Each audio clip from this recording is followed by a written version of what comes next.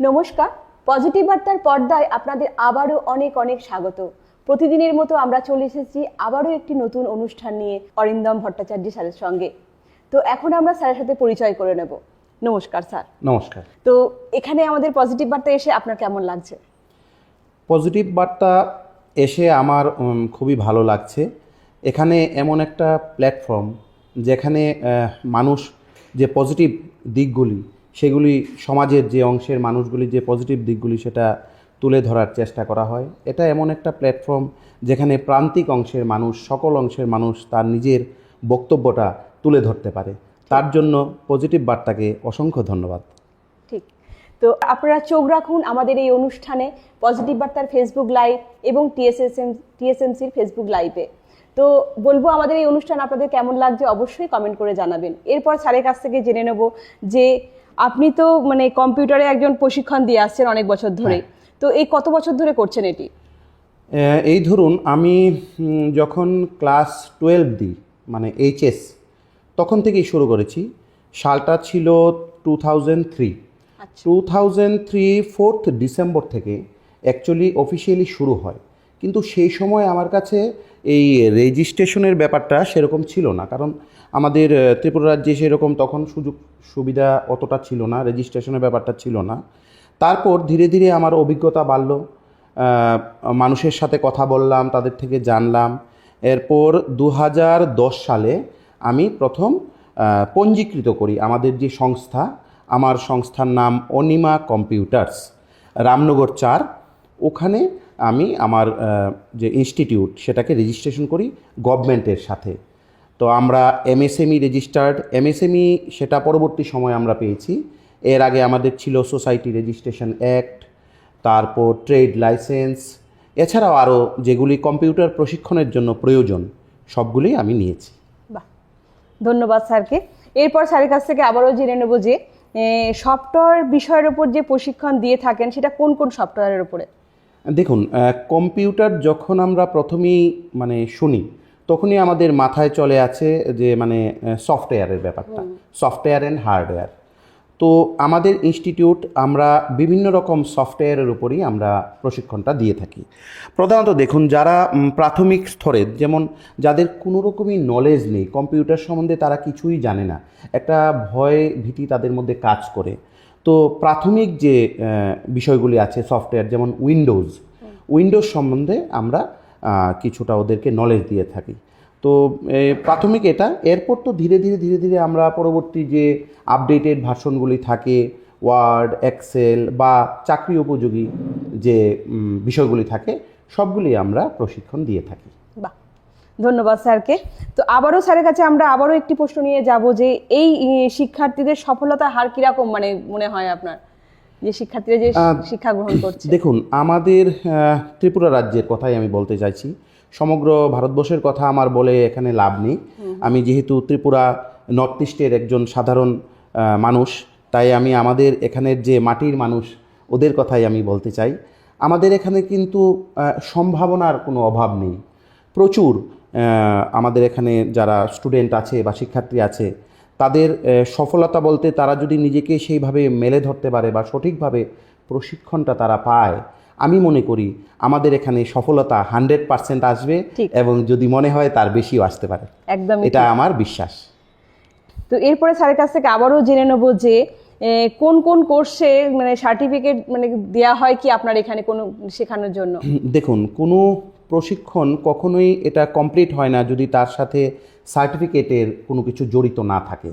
তো অবশ্যই আমাদের সংস্থা থেকেও এমএসএমই, যেহেতু আমরা রেজিস্টার্ড, এমএসএমই সেক্টর, উদ্যম, আধার, এছাড়া আরও যে রেজিস্ট্রেশনগুলি আছে যা যা প্রয়োজনীয় সেগুলি থেকে আমাদের প্রোভাইড করা হয় সার্টিফিকেট, যা অল ওভার ইন্ডিয়া এবং তার বাইরেও যদি কোথাও কেউ প্রাইভেট জব বা গভর্নমেন্ট কিছু করতে চায় ওইখানে সার্টিফিকেটটা কাজে লাগবে। এবার শুধু তো সার্টিফিকেটটা হবে না, সার্টিফিকেটের সাথে সঠিকভাবে প্রশিক্ষণটা নিতে হবে যে আমি কি করছি এবং কি দিকে আমি যাচ্ছি। এখন ধরুন আমি সফটওয়্যারের একটা বিষয় নিয়ে করছি, ধরুন আমি অফিসিয়াল একটা কাজ শিখব বা জিএসটি ট্যালি একটা বিষয় নিয়ে শিখব, তো তার সম্বন্ধে আমার ভালোভাবে নলেজটা নিতে হবে। আমি যদি ক্রিকেট খেলি তাহলে আমাকে ঠিকভাবে তো ক্রিকেটটা খেলতে হবে, তাহলেই তো আমি একটা কিছু মানে ভবিষ্যতে করতে পারবো, ভালো কিছু, বা জাতীয় দলে একটা সুযোগ পাবো। সেইভাবেই কম্পিউটার প্রশিক্ষণটা যদি মন থেকে নেওয়া যায় এবং সঠিকভাবে শেখা যায়, তাহলে মানে আমার মনে হয় না যে কোনো স্টুডেন্ট কোথাও আটকাবে, সে সফল হবেই। মানে অতীতেও আমাদের অনেক ছাত্রছাত্রী যারা রয়েছে তারা কিন্তু সফল হয়েছে, এবং ত্রিপুরা এবং বাইরে তারা মানে স্বনামধন্যভাবে নিজেদের নামটা উজ্জ্বল করতে পেরেছে। বাহ, খুবই সুন্দর। স্যারের কাছ থেকে আমরা জেনে নিতে পারছি মানে কম্পিউটার সম্বন্ধে কিভাবে পড়লে আমরা আগামী দিনে আমরা আরো এগোতে পারবো সুন্দরভাবে স্যার আমাদেরকে বুঝিয়ে দিচ্ছে। তো এরপর স্যারের কাছ থেকে আবারও জেনে নেবো যে অপারেটিং সিস্টেম শেখানো হয়, সেটা কিরকম, উইন্ডো বা লিনাক্স, এগুলো কি উভয়ই কি একই না, একটু যদি বুঝিয়ে দিতেন আমাদেরকে। হ্যাঁ হ্যাঁ, নিশ্চয়ই। দেখুন, আমরা কি করি, আমরা প্রাথমিক স্তরের যে শিক্ষাটা মানে একদম বেসিক লেভেলের যে শিক্ষা, লিনাক্সটা তো আসছে পরের সেকেন্ডারি ভার্সন আপডেটেড পরবর্তী সময়ে। এখন উইন্ডোজ যা সহজলভ্য, সাধারণ ছাত্রছাত্রীরা যেটা হাতের কাছে পায়, তারা যখন কোনো কম্পিউটার বাড়িতে কেনে বা তারা যখন কোনো কম্পিউটার মানে কাজ করতে যায়, তখন কিন্তু ম্যাক্সিমাম কি করে উইন্ডোজের মাধ্যমে কাজ করে। তো উইন্ডোজের বিভিন্ন রকম ভার্সন থাকে। আমরা যখন শিখেছি প্রথম, তখন কিন্তু ছিল উইন্ডো 95, সেটা অনেক বছর আগের কথা আমি বলছি। কিন্তু তো প্রাথমিক এভাবে উইন্ডো 95 এলো, উইন্ডো 95-এর পরে এলো উইন্ডো 98 এলো, ফার্স্ট এডিশন, সেকেন্ড এডিশন, এরপর এলো উইন্ডো 2000 মিলেনিয়াম, এক্সপি, এরপর ধীরে ধীরে উইন্ডো 7 বা বিভিন্ন, এখন তো মানে আরও অনেক মানে বেশি উন্নত ডেভেলপ উইন্ডোজ চলে এসছে। সেগুলি নিয়ে আমরা প্রশিক্ষণ করাই যতটুকু আমাদের সামর্থ্যের মধ্যে। ঠিকই তাই, একদমই তাই। আবারও জেনে নেব যে প্রোগ্রামিং যে ভাষা শেখানো হয় আর কি, যদি এটা হ্যাঁ কোনটি, আপনি কি প্রোগ্রামিং ভাষা শেখান?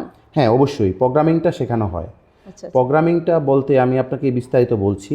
অনেকে হয়তো মানে বিষয়টা জানে না। মেইনলি যারা টেকনিক্যাল বিষয় নিয়ে করে, যারা ইঞ্জিনিয়ারিং করছে বা যারা কম্পিউটার লাইন নিয়ে পড়াশোনা করছে, তাদের কাছে এই ল্যাঙ্গুয়েজটা খুবই মানে জানার বিষয়, খুবই তারা মানে জানে বিষয়টা। আর যারা সাধারণ অংশের স্টুডেন্ট, যারা মাধ্যমিক দিয়েছে, 12 দিয়েছে, একদম প্রথম, তারা কিছুই জানে না, এমনকি তারা মাউসটাও ধরতে জানে না, তাদের জন্য একদম প্রাথমিক স্তরের যে ল্যাঙ্গুয়েজগুলি থাকে, যেমন সি ল্যাঙ্গুয়েজ থাকে, C++ থাকে, HTML, জাভা, তো এগুলি সবগুলি আমরা করাই। এছাড়াও কোডিংয়ের আরও অনেক কিছু আছে, যেগুলি পরবর্তী সময় যখন অন ডিমান্ড যারা বলে, তাদেরকে আমরা শেখানোর চেষ্টা করি। আচ্ছা আচ্ছা। তো অনলাইন তো কোনো পদ্ধতি এখানে হয় না অ্যাপ্লাই? দেখুন, অনলাইন তো আমরা বেসিক্যালি কোনো কোর্স করাই না, কিন্তু অনলাইন কি করে কাজ করে ইন্টারনেটের বিষয়টা সাধারণ অংশের যে স্টুডেন্টরা আছে, আমাদের যে বিদ্যালয়ের বা কলেজ পড়ুয়া যে ছাত্রছাত্রীরা আছে, বা যারা গৃহবধূ, যারা কম্পিউটার শিখে বাড়িতে বা কোনো কাজ করতে যায়, তো তাদের জন্য কিন্তু বেসিক মানে কাজগুলি জানা দরকার। তো সেই বেসিক কাজগুলি তো আমরা অবশ্যই করাই। তো তার সাথে উইন্ডোজের সম্পর্ক আছে, এক্সেল, ওয়ার্ড, তারপর পেইন্ট, ছোট ছোট যে বিষয়গুলি। আমাদের এখানে কিন্তু বাচ্চারাও কোচিং নেয়, ছোট বাচ্চারা যারা ইংলিশ মিডিয়াম স্কুলে পড়ে, বাংলা মিডিয়াম স্কুলে পড়ে। কম্পিউটার তো দেখুন এই মুহূর্তে অত্র তত্র সর্বত্র আপনার কিন্তু কম্পিউটার লাগবে। Hairpin to aeroplane, computer আমার জানতেই হবে, এটা ছাড়া আমাদের কিছু করা সম্ভব না। আমাদের এখন ডিজিটাল মাধ্যমে চলে এসেছি আমরা, সেখান থেকে কম্পিউটার আমাদের সবাইকেই কম বেশি জানতেই লাগবে। এবং অফিসে বলুন, যে কোনো জায়গায় কম্পিউটার মাস্ট। হ্যাঁ, মাস্ট লাগবে, সেটা অত্যন্ত গুরুত্বপূর্ণ বিষয়। ঠিক। তো এরপরে স্যারের কাছ থেকে আবারও জেনে নেব যে মাইক্রোসফট অফিস, গ্রাফিক্স ডিজাইন এবং ইন্টারনেটের ব্যবহার, এগুলো কি আপনি শেখান? হ্যাঁ, দেখুন, আমরা তো যেহেতু কম্পিউটার শেখাই, কম্পিউটার শেখাতে গেলে আপনাকেও কিন্তু যে প্রশিক্ষক, তারও কিন্তু নলেজটা থাকতে হবে। হ্যাঁ, সে হতে পারে আপনি সব বিষয়ে তো একদম মানে পারদর্শী হওয়াটা সম্ভব না, তাও আমাদের সীমিত জ্ঞানের মধ্যে। আমি প্রথমেই বললাম যে আমি সব কিছু জানি, সেটা আমি বলবো না। স্টুডেন্টরা শেখে, তার সাথে আমরাও শিখি। আমি কখনোই বলতে পারবো না যে আমি সব কিছু জানি বা আমি সব কিছু বুঝি। ওরা শিখে, ওদের সাথে সাথে আমরাও কিন্তু শেখা হয়ে যায়। তো আমরা, আপনি যে বললেন পয়েন্টটা, যে এখন প্রশিক্ষণের ব্যাপারটা কি করতে পারে তারা, মানে কি করে করতে পারে, দেখুন, ভবিষ্যৎটা কম্পিউটার নিয়েই হবে। হ্যাঁ, ভবিষ্যৎটা কম্পিউটার নিয়েই হবে। এখন তো AI টেকনোলজি আসছে, আর্টিফিশিয়াল ইন্টেলিজেন্ট, তো এগুলি ধীরে ধীরে দেখবেন আগামী 4-5 বছর এগুলি নিয়ে মানে খুব চর্চা হবে, এবং আমাদের ভারতের কিন্তু একটা ভবিষ্যৎ আছে। আপনি দেখতে পাচ্ছেন যে আমাদের আশপাশটা, মানে আশপাশের, আমি কারো নাম নিতে চাইছি না, এটা রাজনৈতিক হয়ে যাবে, আশপাশের যে বিভিন্ন দেশগুলি আছে তাদের দেশে কীরকম অশান্তি রয়ে গেছে, কিন্তু আমরা ভারতবাসী, আমাদের কিন্তু একটা ভবিষ্যৎ, ব্রাইট ফিউচার রয়েছে। ঠিক। সেই ব্রাইট ফিউচারটা কিন্তু আমাদের আগামী প্রজন্মকে এটা তুলে ধরতে হবে, এবং আমাদের কর্তব্য ওদেরকে সঠিকভাবে একটা নলেজ ওদের হাতে তুলে দেওয়া। তো সেই চেষ্টাই আমরা অনিমা কম্পিউটার্সের কর্তৃপক্ষরা করে আসছি। বাহ, খুব সুন্দর। স্যারের কাছ থেকে জানতে পারছি কিভাবে আমরা কম্পিউটার নিয়ে এগোতে পারবো, বা কম্পিউটার আমাদের ভবিষ্যতে কি মানে ভাবে আসবে, সব কিছুই আমরা জেনে নিতে পারছি স্যারের কাছ থেকে। তো স্যারের কাছে আমরা আবারও চলে যাব যে আপনি কিভাবে শিক্ষার্থীদের আপলোডেড বা প্রযুক্তির সঙ্গে পরিচিত করিয়ে দেন ওদেরকে? প্রযুক্তি, দেখুন, প্রযুক্তির সাথে এখন ছেলেমেয়েরা মানে আগে থেকেই পরিচিত থাকে। কেন বলছি আমি, দেখবেন এখন ছোট ছোট বাচ্চাদের হাতেও মোবাইলটা এসে গেছে।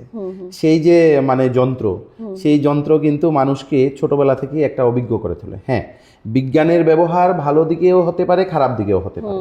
মোবাইলটা ছোটদের হাতে দেওয়া আমি কোনোভাবেই এটাকে আমি মানে পছন্দ করি না। কিন্তু দেখবেন স্কুল কলেজে ওদেরও একটা মানে হোয়াটসঅ্যাপ গ্রুপ থাকে যাতে ওদের পড়াশোনা, তো সেইভাবে যদি নেয় তারা কিন্তু প্রযুক্তির সাথে মানে আগেই অঙ্গাঙ্গিভাবে জড়িত হয়ে যায়। তারা কিন্তু আগে থেকেই জানে যে কী করে করতে হবে। তো সেটা কম্পিউটারের ক্ষেত্রে বলুন বা মোবাইল ক্ষেত্রে বলুন, কিছুটা ওদের আইডিয়া, এখনকার জেনারেশনের কথা বলছি। আমাদের সময় কি ছিল, আমাদের সময় তো দেখুন, আমরা 80-র দশকের, আমরা যাদের জন্ম হয়েছে, আমরা 90s কিড, মানে 90-এর দশকের ছেলেমেয়েরা। আমরা কিন্তু কি দেখেছি দেখুন, আমি বিস্তারিত আমি একটু সময়টা চেয়ে নিচ্ছি আপনাদের কাছে, কারণ আমার খুব বলতে ইচ্ছে করছে ব্যাপারটা নিয়ে। দেখুন, আমরা যারা 90s কিড, আমাদের উদ্দেশ্য কি, আমরা কি দেখেছি, আমরা এই যে পৃথিবীটাকে ট্রান্সফর্ম হতে দেখেছি। আমাদের সময় কি ছিল, মোবাইল সেরকম ছিল না। ত্রিপুরা রাজ্যে কিন্তু 2004 বা এর আগে মোটামুটি মোবাইলটা মোটামুটি এসছে। কম্পিউটার তো ছিল, কিন্তু মানে সবার সাধ্যের মধ্যে ছিল না। কিছু অফিস আদালতে এগুলিতে ছিল বা এরকম ছিল। তো আস্তে আস্তে বিভিন্ন ইনস্টিটিউট, ভালো ভালো ইনস্টিটিউট কিন্তু ত্রিপুরাতে আছে। শুধু যে এখানে আমি করাচ্ছি তা না।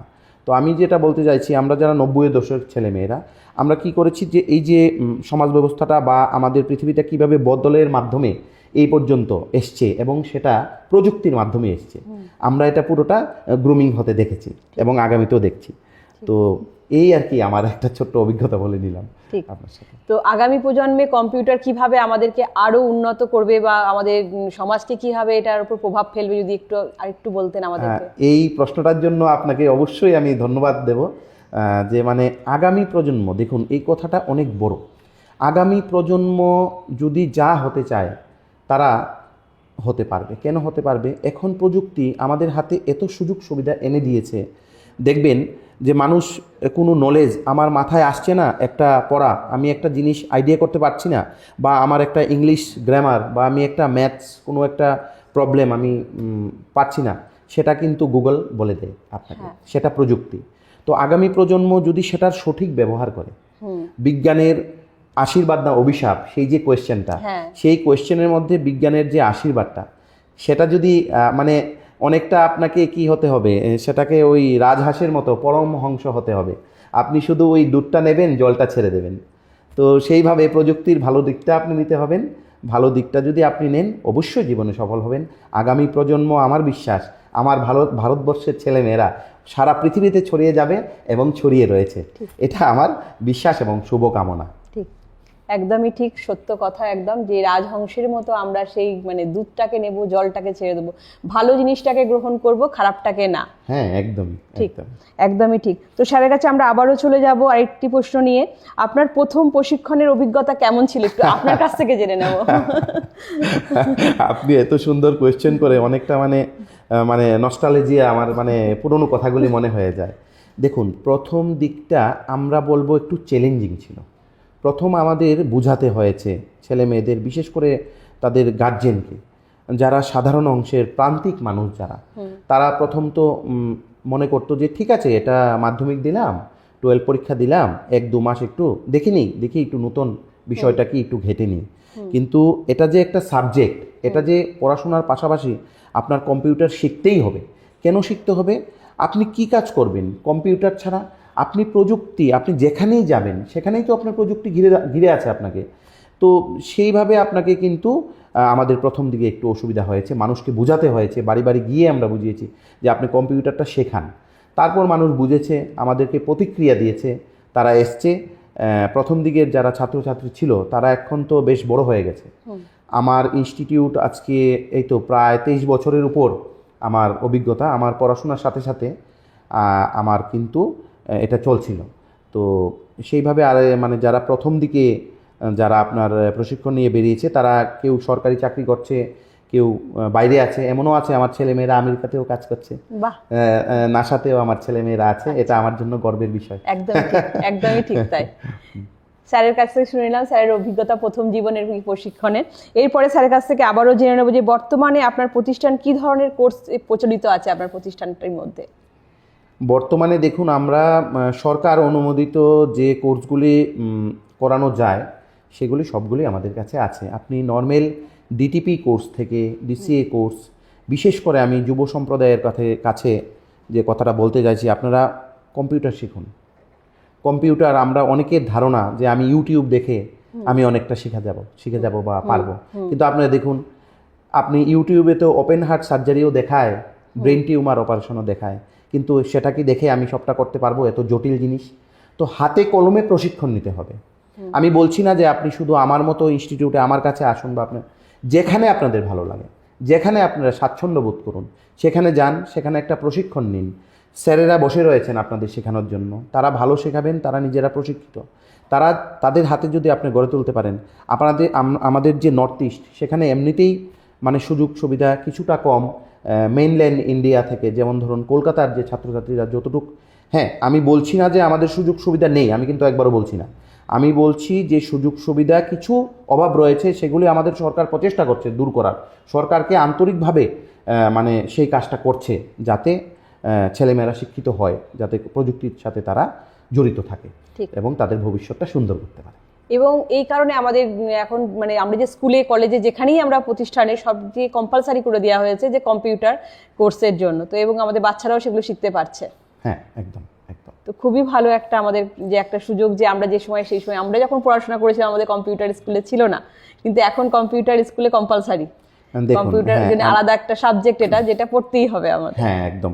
আমি মাঝখানে একটা কথা বলছি আপনার, দেখুন স্কুল কলেজে তো শেখাচ্ছে, তা তো সরকার আন্তরিকভাবে শেখানোর চেষ্টা করছে, কিন্তু তার পাশাপাশি আমরা যারা সাধারণ অংশের মানুষ আছি, যারা মানে ছোট ছোট ইনস্টিটিউট, যারা সরকারিভাবে বৈধভাবে যারা আমরা মানে কম্পিউটার প্রশিক্ষণ করেছি, শুধু সরকারের উপর ছেড়ে দিলে হবে না, সেটা আমাদেরও উদ্যোগ নিতে হবে, যাতে সাধারণ অংশের মানুষ খুব অল্প পয়সাটাও একটা খরচ হবে, আমি এখানে পয়সার কথা বলছি না, কিন্তু যেমন কারেন্টের বিল খরচ হয় তাতে কিছুটা হবে।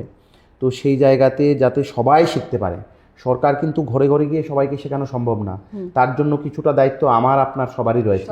তো প্রযুক্তি যেহেতু মানুষের চিন্তনে মননে এবং সব দিকে প্রযুক্তি দ্বারা মানে আমরা ঘিরে রয়েছি, তো সেই প্রযুক্তিগতভাবে আমাদেরকে শিক্ষিত হতে হবে, এটা আমাদের দায়িত্ব। শুধু সরকারের দায়িত্ব বলে আমাদের দায়িত্ব ছেড়ে দিলে হবে না, এটা আমার দায়িত্ব, আপনার দায়িত্ব। কম্পিউটার শিক্ষা এবং প্রযুক্তি শিক্ষায় শিক্ষিত করে তোলা আমাদের বর্তমান প্রজন্মকে এবং ভবিষ্যতের প্রজন্মকে। ঠিক তাই। তো আমি বলবো স্যারের কাছ থেকে, বর্তমানে মহিলারা কতটুকু এগিয়ে এই কম্পিউটার প্রশিক্ষণের জন্য? হ্যাঁ, খুবই দিদি আপনাকে ধন্যবাদ, খুবই সময় উপযোগী একটা কোয়েশ্চেন করেছেন। দেখুন, মহিলারা আমি মনে করি অর্ধেক আকাশ, তাদের ছাড়া কোনোদিনই কোনো কিছু সম্ভব হবে না। কোনো সভ্য সমাজ বা কোনো সভ্যতা মহিলাদের যদি পিছিয়ে রাখে, সেই সমাজ কখনোই উন্নতি করতে পারে না। ঠিক। আমি আমাদের ভারতবর্ষে এখন যেরকম দেখতে পাচ্ছি, মেয়েরা মানে আমি বলবো তারা পিছিয়ে রয়েছে না, তারা ছেলেদের থেকে অনেক এগিয়ে রয়েছে অনেক অংশে। আমি জাস্ট একটু মজা করে বলছি যে অলিম্পিকে যদি মেয়েদেরকে বেশি পাঠানো হয়, হয়তো মেডেল অনেকটা বেশি আসবে। আমি ছেলেদের ছোট করছি না, তারপরে বলছি। তবে মেয়েদের প্রশিক্ষণ ঈশ্বরের আশীর্বাদে এবং আপনাদের ভালোবাসায় আমার ইনস্টিটিউটে গিয়ে দেখবেন যে মাদের এবং বোনেদের সংখ্যাই আমার ইনস্টিটিউটে বেশি। তারা ভরসা করে যাতে মানে আমরা শেখাতে পারি, তো সেই ভরসাটা আমাদের রাখতে হবে। আর মহিলাদের কথা আমি যদি বলতে যাই, দেখুন আমার এই সময়ে মনে হয় না যে মহিলাদের আমি মানে আমি তুলে ধরতে পারবো। তাহলে ওরা আমাদের মা, ওরা আমাদের বোন, ওরা এগিয়ে থাকলেই আমরা এগিয়ে যেতে পারবো।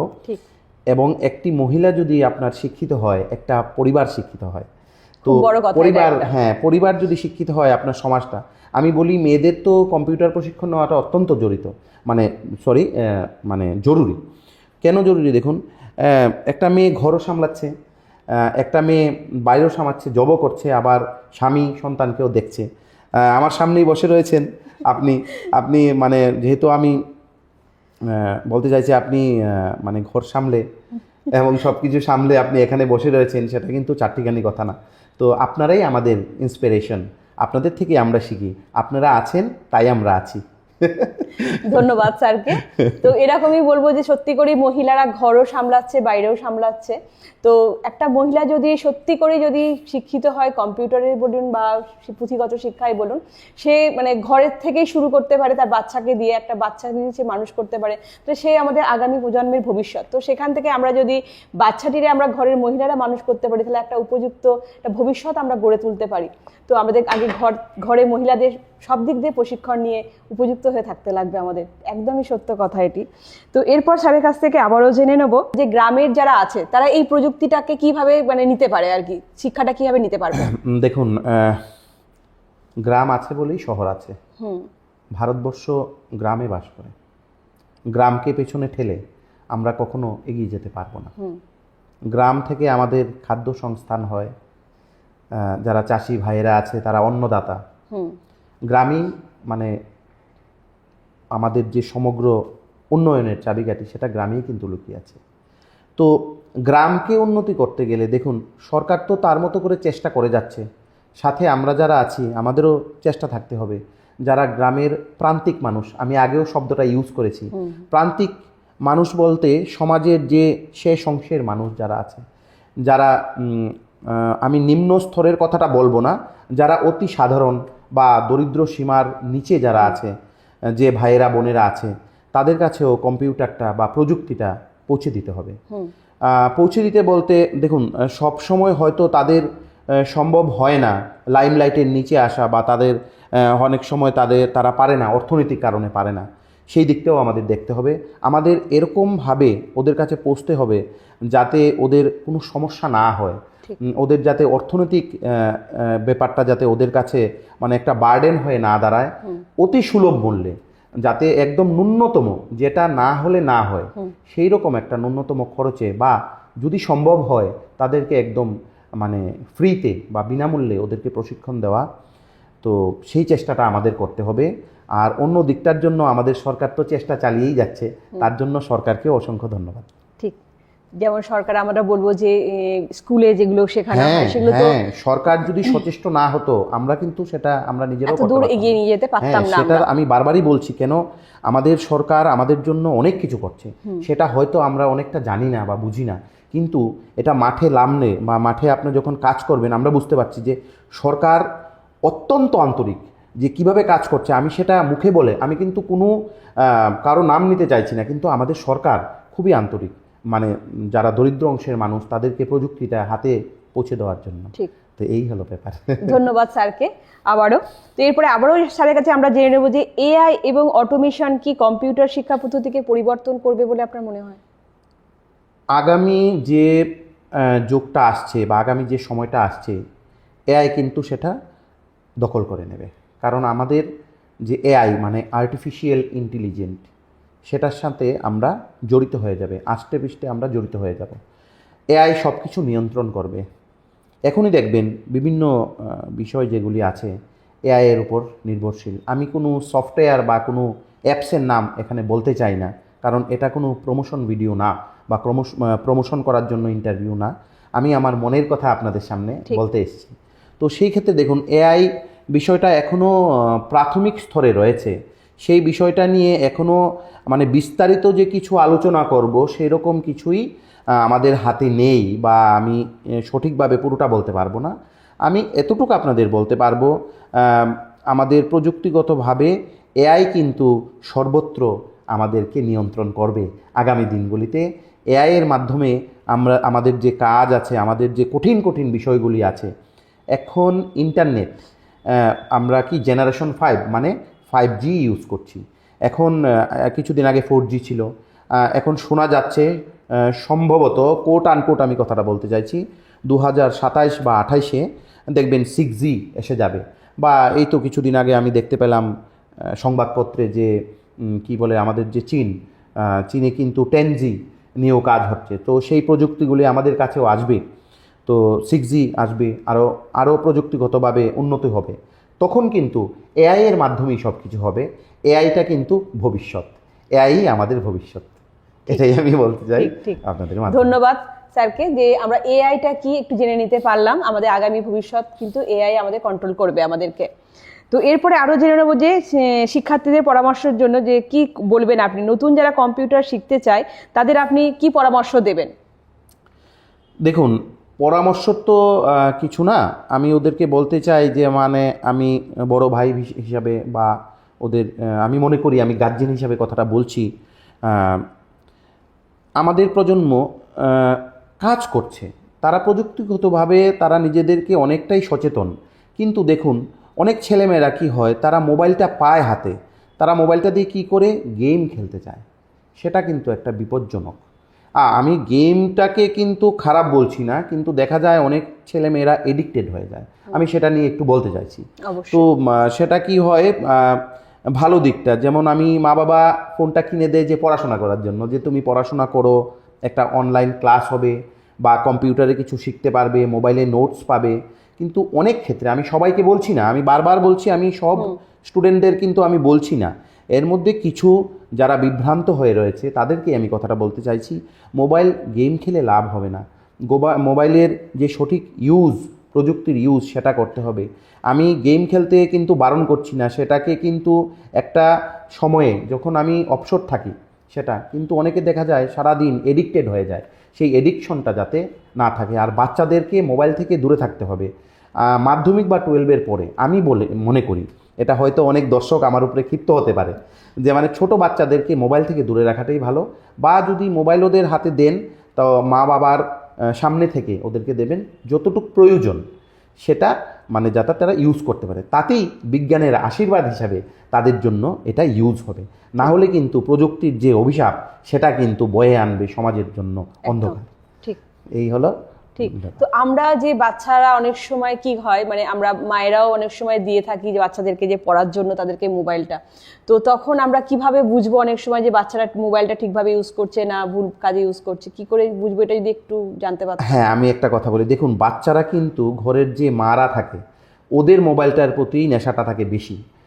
বাবার যে মোবাইলটা, ওরা কিন্তু ততটা সুযোগ পায় না, কারণ বাবা তো কাজে ব্যস্ত থাকেন বা মোবাইলটা ওনার পাশে থাকেন। তো মার কাছে যে মোবাইলটা থাকে, তো তারা কী করে, মা আমাকে একটু মোবাইলটা দাও, আমি দেখব।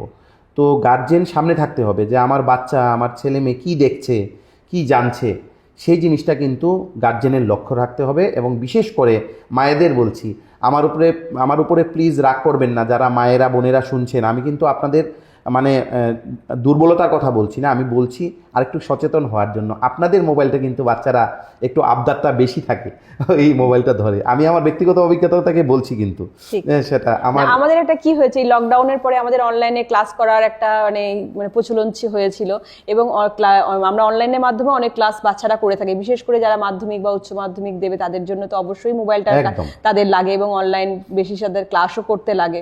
হ্যাঁ, তো এই সময় তো তাদেরকে সেই সঠিক ব্যবহারটা যেন তারা ঠিক করে করতে পারে, এবং কিভাবে করবে এটা তো যদি আর একটু বিস্তারিত বলে দেন আর কি। হ্যাঁ, দেখুন মোবাইলের মেসেজ হিসাবে একটু যদি দিয়ে দিতেন আর কি। হ্যাঁ, না, মোবাইল যখনই বাচ্চারা ইউজ করবে, আমি তো মনে করি 18 বছরের নিচে এটা বাধ্যতামূলক করে দেওয়া উচিত যে 18 বছরের নিচে মোবাইলটা ইউজ যাতে বাচ্চারা না করে। যদি ইউজ করে, সেটা ওই বিধিবদ্ধ সতর্কীকরণের মতোই আমি বলছি, যে মা বাবার মানে দিক নির্দেশ, বা বাবা এবং মা যদি কাছে না থাকে, মোবাইলটা যাতে ইউজ না করে।